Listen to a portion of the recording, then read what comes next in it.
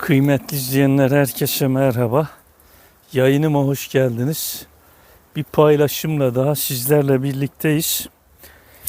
Bugün kıymetli izleyenler şu bölgeye domates ekmiştim. Tabi domateslerimiz kurudu, yani 1-2 ay domatesimiz oldu. Sonbahara giriyoruz yavaştan. Bu bölgeye arpa ekeceğim tavuklar için. Hem de biz buraya sebze ektiğimiz için, yani hep her sene aynı ürün ekildiği zaman çok verim alamıyoruz. Yani toprağın organik maddelerce zengin olabilmesi için de böyle değişik ürün ekmekte fayda var. Yani hem önümüzdeki yıla inşallah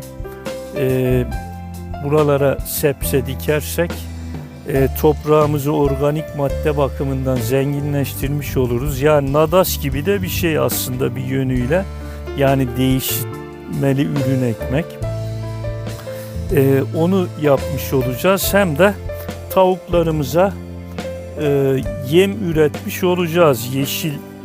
Tabii ki kışın çok yeşil madde yok. Yani ot falan çok yok gerçi bahçemizde. Şöyle tavuklarımızı da göstereyim. Bir 17 tane civcivimiz var. 7-8 tane de tavuğumuz var. Evet, horozumuz ve 1-2 tavuğumuz da orada. Öncelikle burayı belleyeceğiz. Tabii ben şu taraftan başladım. Daha birkaç tane de domatesimiz var.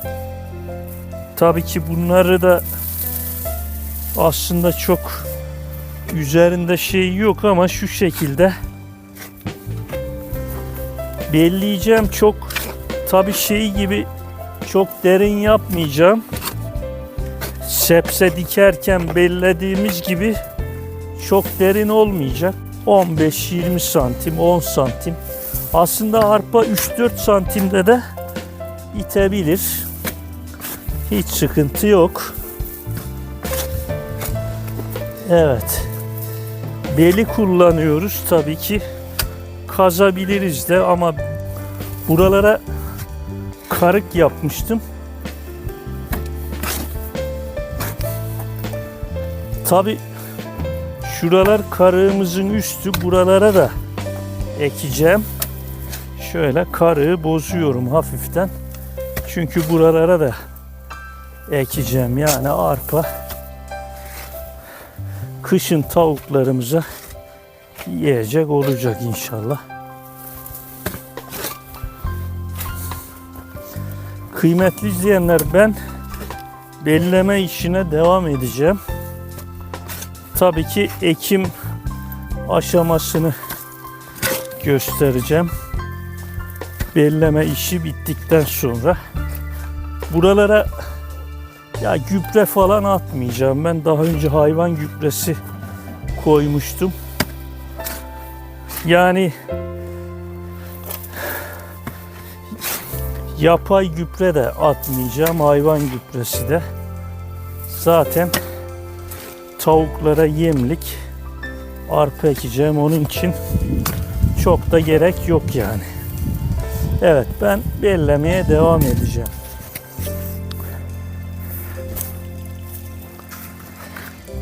Kıymetli izleyenler, şöyle arpamız var. Zayıf arpa, sorun değil. Şimdi yerimizi belledik. Ben şöyle elimle saçma yöntemiyle, kıymetli izleyenler, böyle bellediğim yerlere bunları atacağım.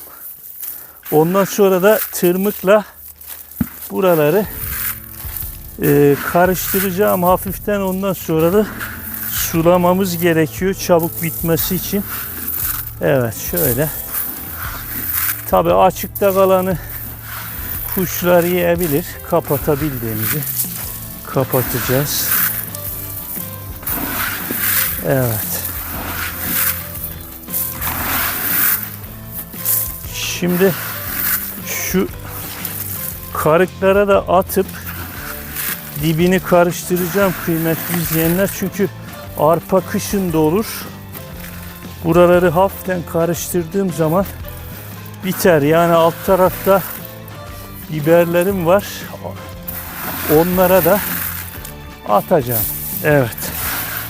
Şimdilik bu saçma işlemimiz tamam. Tırmıkla karıştırma işlemi var. Şöyle arpalarımızı karıştıracağız.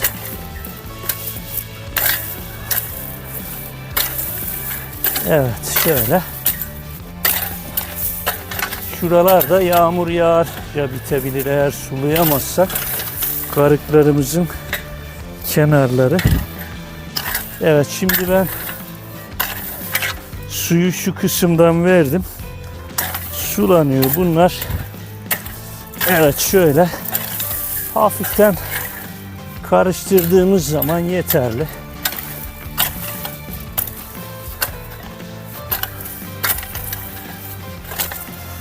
Evet.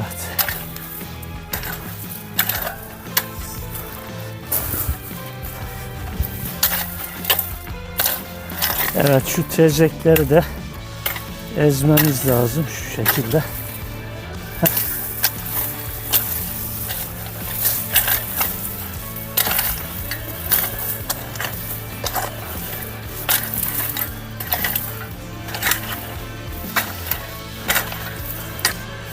Şu hortumumuzu da şu karığımıza koyalım. Evet.